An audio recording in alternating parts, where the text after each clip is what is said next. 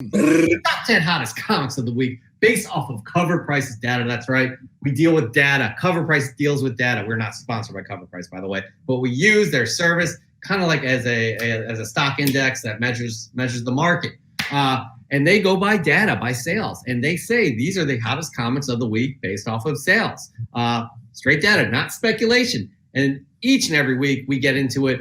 Chris, we go through the top 10 hottest comics, but Chris gives his 3 most interesting picks of the week. And each and every week, not only is the list different, but these picks are different. Kind of. That's a little tease. So we call it tease. Yeah. We're going to bring up these top 10 hottest comics right now. I'm going to read them off. Steve's going to give reactions. Chris is going to give his detailed explanation as to why he's picking 3 comics off of this list. But here we go. At number 10, we have Something is Killing the Children. Number 11?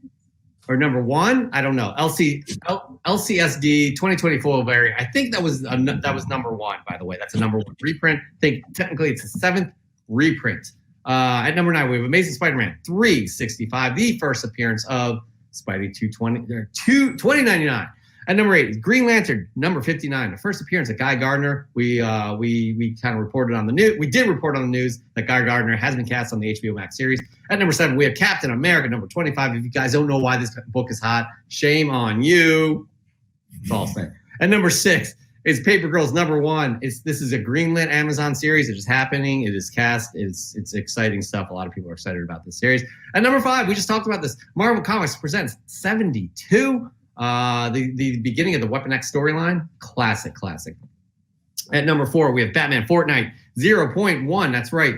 These books have these special codes to get a Batman skin. I think other accessories in Fortnite. At number 3, we have Sweet Tooth number 1. That's right. Sweet Tooth number 1. Robert Downey Jr. and his wife are producing this on Netflix. The trailer just dropped last week.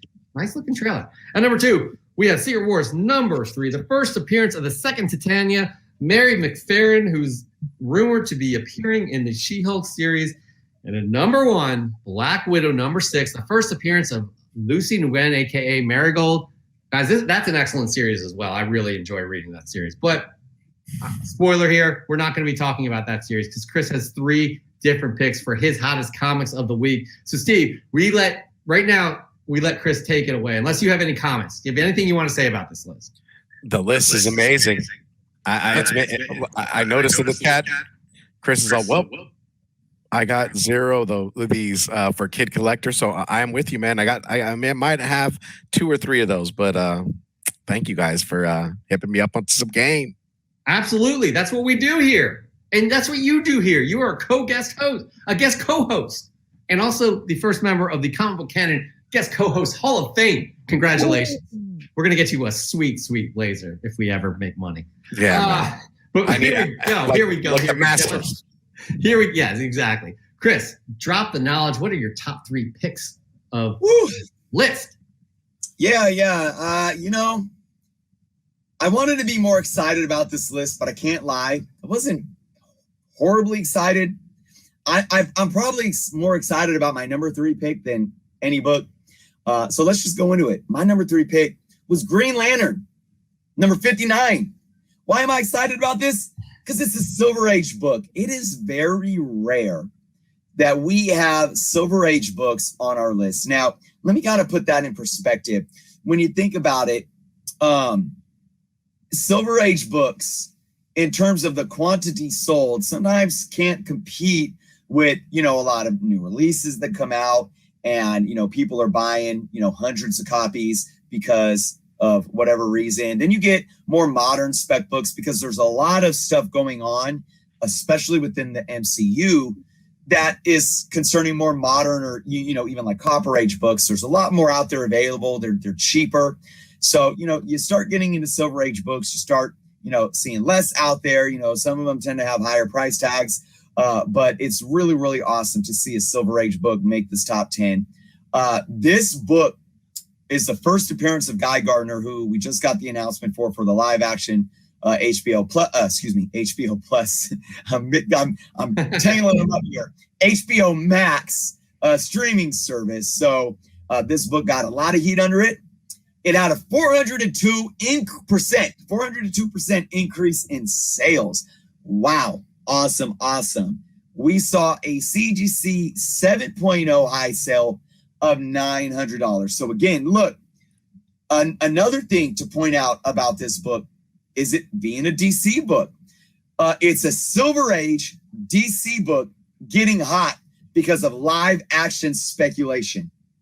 That hasn't happened too much simply because there's not a lot of trust in the process of what Warner Brothers has been doing, the DCEU, and so forth. So to see this happening, I think is pretty awesome. I just hope they do the show justice. Yeah, as do we all. I mean, this character has surprisingly been around. I mean, 1959, that's insane. This character obviously has been around for a while. He's a complete turd. Like, he's a complete turd. But he's kind of a lovable turd. I don't know if there's such a thing as that. But anyways, you know what I'm talking about, most of you. And I'm excited to see what they do with him, in live action format. I don't know anything about this actor that's going to be playing him, but I have high hopes for what HBO Max will do with this series. Steve, anything to add to that? I would agree, Jeff. I mean, HBO Max, for me, I watched the Watchmen series, and that was epic. I loved it. For me, I loved it, and to see what direction they could do, what they can do with Green Lantern. I mean, I'm on board. I can't wait. Absolutely, 100%. But I can't wait for Chris's second most interesting pick off of this list. But here's the deal, Chris. I'm going to tease it a little bit because this was on your list last week, right? It sure was. Yep. We got 2 for 2 here, man. Look, it's just, I'm loving it. We've been saying that all day, right? We are full of love. This book is getting a lot of love, but it's at the same time, it's getting those people that are in the hobby that are like, this book, there's no way this book should be selling for this much money or be worth this much money. I'm gonna interject right here and say, fuck that. Fuck that. The artwork alone. Go ahead. Sorry. And the artwork on this book is just amazing. Anyways, look, my number 2 is Marvel Comics Presents number 72. The beginning of the Weapon X story arc, Origin of Wolverine. Look, early 90s book. I talked about this. I was humbled to be a guest on Swagglehaus' show just yesterday. And we talked about modern books and how there's this misconception that, and again, this is a Copper Age book in my humble opinion. But even these early 90s books, there's so many of them out there. They shouldn't be worth money. And you got to really stop focusing so much on print run. And I don't think this book particularly was in the millions. I don't know off the top of my head. Definitely a higher print run, though. But you got to understand, look, if there's the demand, there's the demand. And you got to look at basic supply and demand. As long as demand outweighs supply, there's going to be value in these books. And I've said it before and I'll say it again and I'll keep repeating myself. Supply doesn't equate to print runs. Supply equates to the available amount of product on the market at any given time. So it doesn't matter if this book had a 500,000 print run or 1 million print run. If there's only a few thousand on the market at any given time, that's the supply that's available. All right.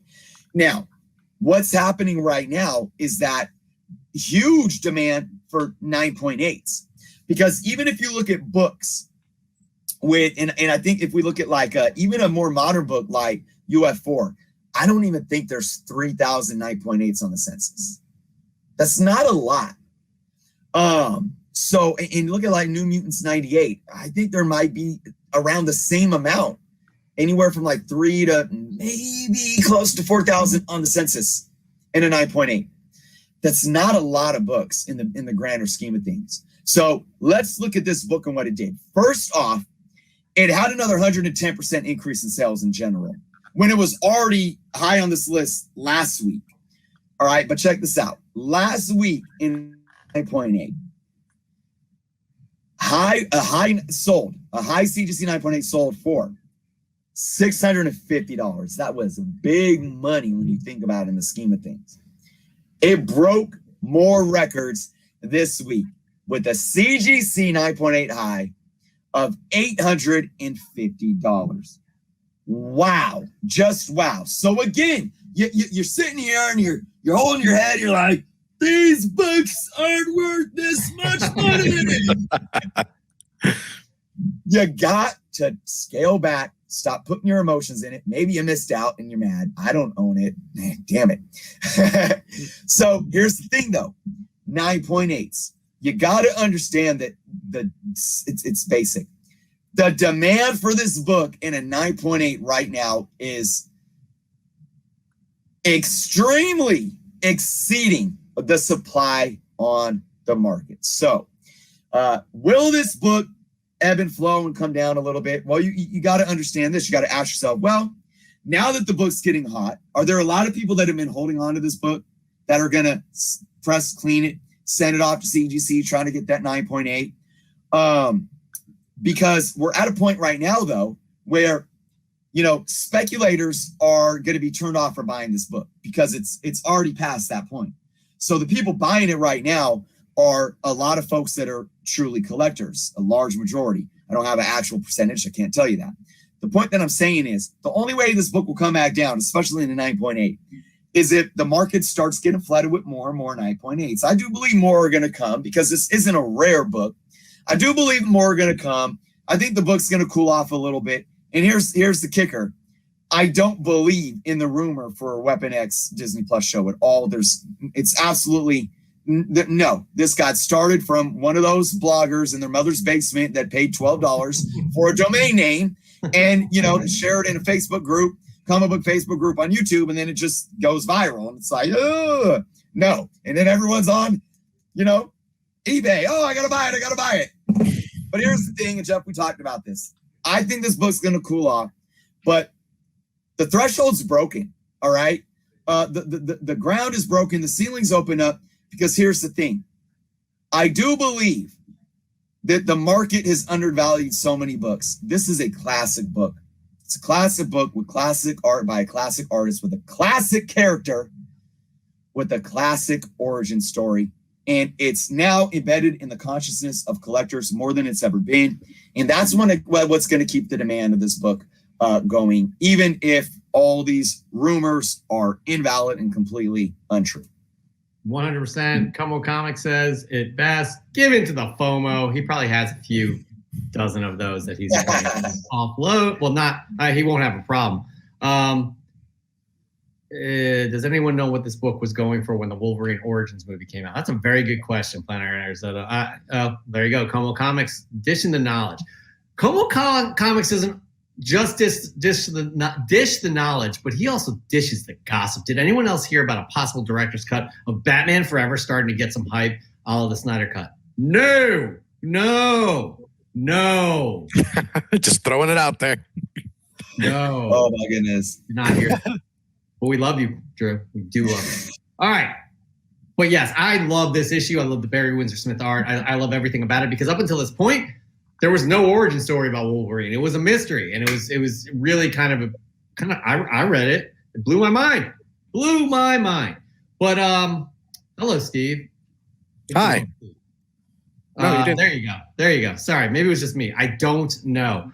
Moving on though, we have Chris's third most interesting pick of the week. Dish it out for us, Christopher. All right. I didn't go with the number one pick on the list, which was the Black Widow, which I mean, hey, kudos for folks, buying into these new books, these new releases. I went with this one kind of because I have this good kind of warm, happy feeling about it. And I just said, for me, it's been a night, it's been a day, and I just want to focus on something that makes you feel warm and fuzzy. And my number one pick is Sweet Tooth. Sweet Tooth, number one. I don't know about you guys, but the trailer dropped last week. I love Robert Downey Jr. I would, vote for him for president. I don't care. I'd vote for him for anything. I love the guy. And the fact that he's getting behind this project is really awesome. And it's a DC project. It's a DC Vertigo. and it's fresh. We sat and watched the trailer on the show last week, and I don't know how you can watch that and not feel good about this. And I've not read the book, so but I want to now. That trailer alone made me want to grab this book up, at least a trade paperback. But this book has gotten hot. I mean, we talk about all the time what these properties that are getting optioned for Netflix and streaming services do. This saw a 431% increase in sales. That's freaking huge, man. That's massive since the trailer dropped. And a high CGC 9.8 sold for $545. So I'm a little, it's tough. First off, we know how movie spec and these live action specs work for the most part. They get hot. They can have cool off periods, but then there's long-term increases, and when they cool off, they don't go past the prior threshold, right? And I definitely see that for this book, but I want this show to do great. Because again, this is where if you're looking at from an investment standpoint, especially when you come from these independent properties, because they're taking risks. I know this is DC-backed Vertigo, but what Vertigo put out, they're taking more risks, they're taking different tones, more of that of what you see from those independent publishers, right? And it's coming to a platform in terms of live action, similar to how these streaming services are bringing in Boom studio projects, image projects, and so forth. So you're taking risks here, and for the most part, what I've seen from a lot of these properties of The Boys, Umbrella Academy, they've been solid. They've been really solid, and I want this one to blow those out of the water, to be quite honest. It seems very unique to me, and I think if it does, this book can be one of those books that I think can really retain and gain that value, because this really sticks in the broader spectrum of cult classic, really. But again, I'm saying all this like I'm really like cheerleading this and pumping this up without even reading the book. I just read about what the project was doing, and I've seen the trailer and I see the people behind it, and it's got me excited. So I hope I'm not way off base, but that's just me being optimistic for this project. It was a real good trailer. I don't know, Steve, did you see that trailer? Oh yeah, I watched it, and I'm a fan of Jeff's writing. Mm-hmm. And down to like Black Hammer and kind of getting involved with Sweet Tooth as well. I'm anticipating a great movie, man. I can't wait. I'm totally excited. It's a series, actually, I think. A series. Okay. Yeah. So I'm excited. I'm excited for that, man. I can't wait.